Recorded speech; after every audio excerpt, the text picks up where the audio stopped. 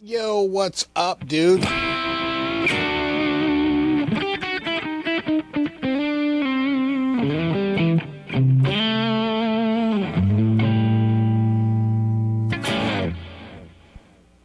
What's up? I thought I would come on and show you this. Not mine. It's just another one in a long string of guitars I don't own. This is owned by the guy who owned the Greco with the cracked neck that I repaired. And I'm happy to say is still working just fine and probably will be fine, forever, it seems. Though it could always be dropped again. But the Greco is doing great. Same guy who owned the SG, the future tribute SG I had, that he had modded up a little bit with the pickguard. And this is his Ibanez PF200. This is part of the 1978 Performer Series. So the last year you could get the new headstock, but the old body shape was 77. And that was the Gibson body shape. So in 1975, Ibanez made a whole line of tribute guitars, and they were Strat and Les Paul and Flying V and Explorer shape. And it was sort of like their vintage series or classic series. They had a line that was basically just a copy line, including the diamond on the headstock and everything, the open book headstock on the Gibson, right? And their top of the line, I think, was a set neck, and everything else was a bolt-on like this. This is a bolt-on neck. Gibson wasn't too happy about it. Gibson, asked them cease and desist, and they wound up cease and desisting, but only on the headstock. And I think Gibson came back and said, yeah, well, actually the body, we want the body shape too. And I think, at first it was maybe a little bit where, like, a narrow reading would say that, like, only the headstock was trademarkable. The body wasn't. That's copyrightable, but that's like different, and it's like if it has any functionality at all, then it has to be patentable. And if it's like obvious and you can't get it, there's all these like different things about it. So at any rate, Gibson had the trademark, and they eventually got them to change to this shape. This was the first year where they have the new shape. So now it's 1978. So 76 and 77 is a transitional. It still has the Les Paul body, but it has this headstock, which is basically the Guild headstock, that top. It's like Guild's headstock. They basically moved away from Gibson and went to Guild. And in 1978, of course, they have this headstock, which they eventually move away from this headstock. But it takes a few years. And this body shape, which they used for a couple of years. And eventually they just go to their artist. Well, it's too buried, but, I have my Ibanez artist, the double horn, which is out at this time. By 78, they have the double horn artist out. It's sort of their premier instrument. So it's sort of a fast top-loading bridge.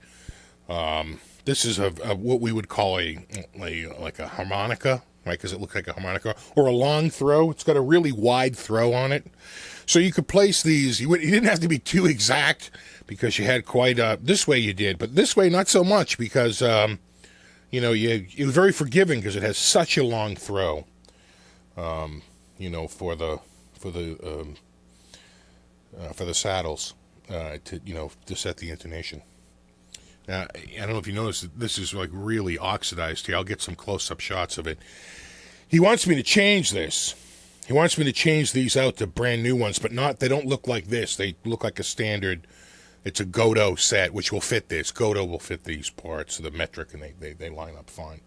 The pickups are Super 70s. I don't think they've ever been changed.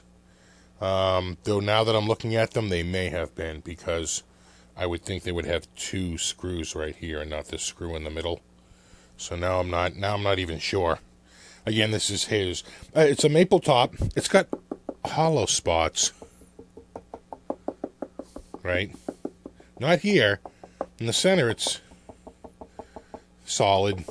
But certainly under here, this is an open cavity.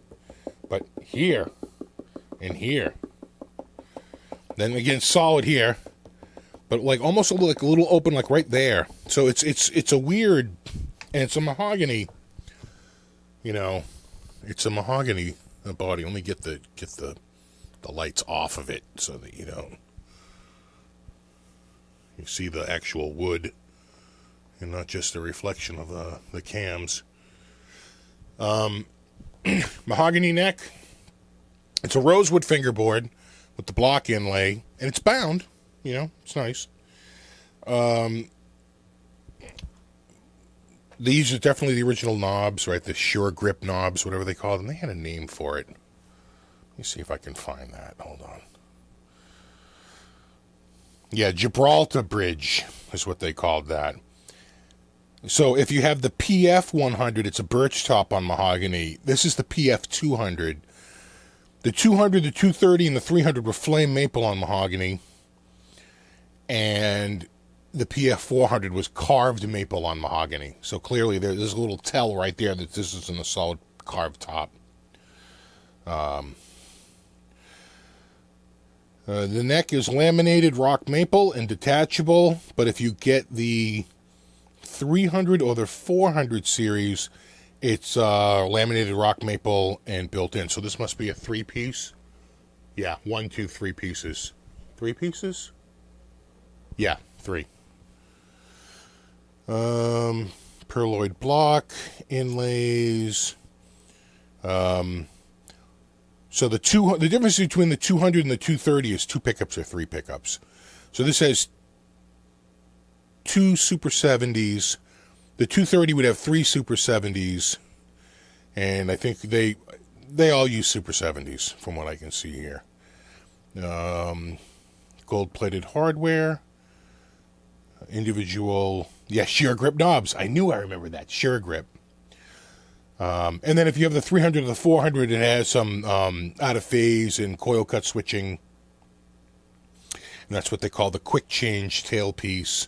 And another thing they're sort of boasting on in the catalog is that they have custom designed potentiometers so that they're not on off. They literally talk about audio taper pots versus linear taper.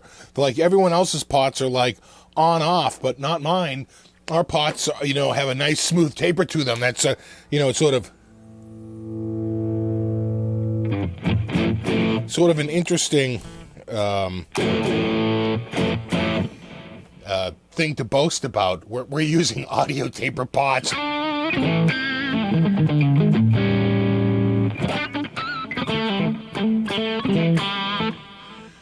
We can try a couple of different sounds here. What was this? That's just like a sort of like a simple dual rig. And if you don't like there it is. Just straight. That's dry.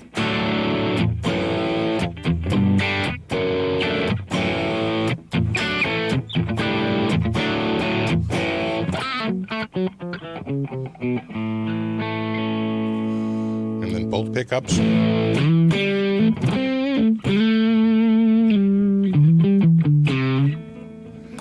the neck.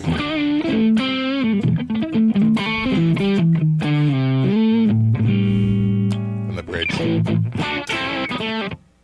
And yeah, a little delay, a little stereo delay. That's more like a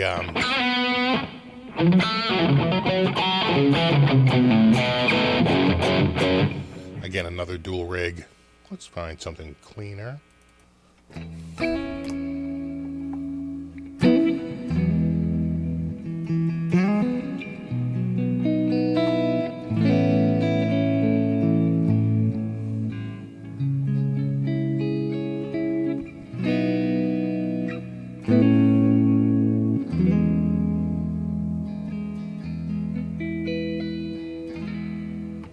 And just to try out the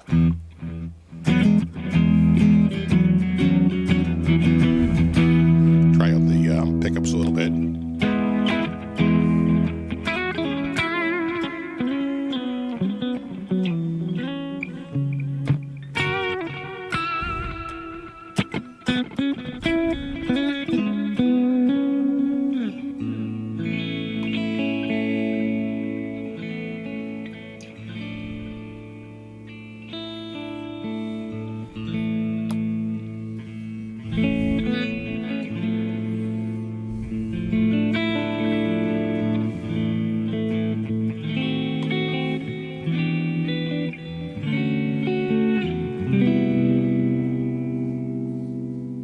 Nice bass response to them, huh? Nice. And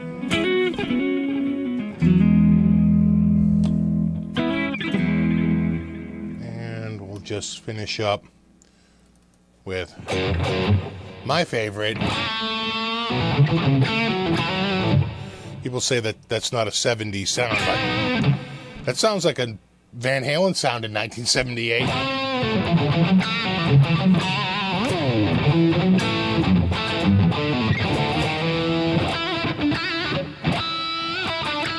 Not really getting that harmonic. There.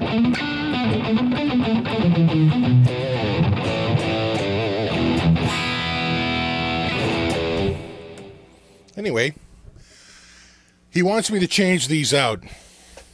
I got brand new Godo ones, but they do not look like this. It would fundamentally change how this looks. It would look like a standard Les Paul, tunematic bridge and stop tailpiece.